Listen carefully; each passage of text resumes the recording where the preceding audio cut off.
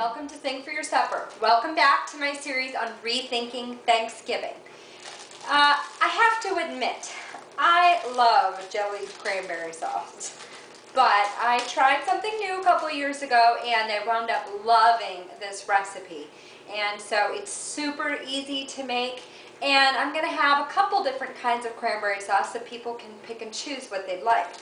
So I have a bag of fresh cranberries, and I'm just going to get that into a saucepan. I have 2 oranges, and I'm just going to zest and juice them into the cranberries. Just make sure that you only get the very orange part of the skin of the orange because the white pith can be a little bit bitter.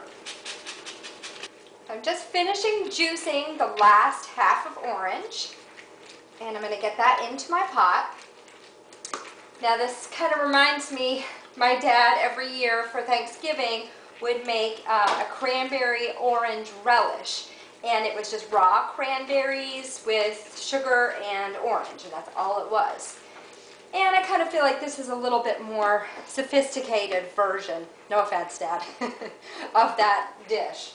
But it does bring back those memories. Okay, so get your orange juice into your pot. Just want to show you the beautiful color of this.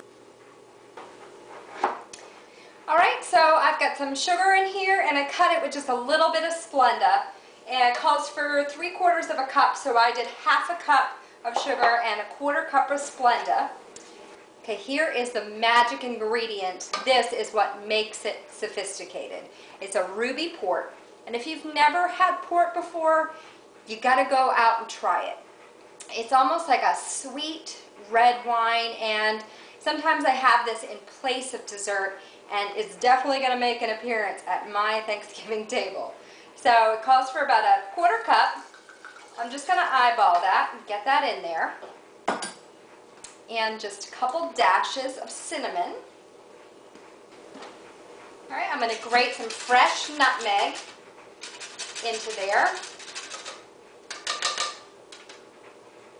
And literally a pinch of cloves. I would use whole cloves, but I don't really want anybody to bite into one of those. So literally, that's how much I'm putting in there. Just a touch. Okay, we're going to let this come to a boil. As soon as it comes to a boil, we're going to reduce the heat and simmer it and just let it work its magic until all the cranberries are nice and soft.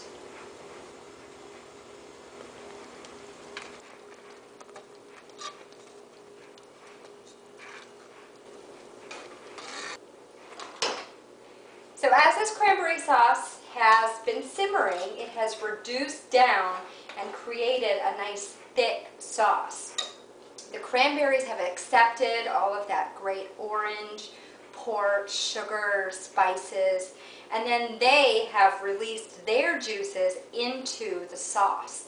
So it's just this perfect marriage of flavors. Now I can't resist. I have to try one of these.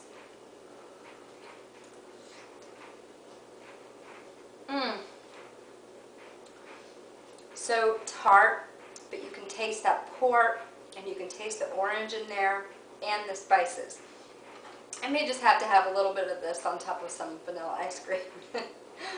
I hope you have a great Thanksgiving, and I hope I see you next time on Sing for Your Supper.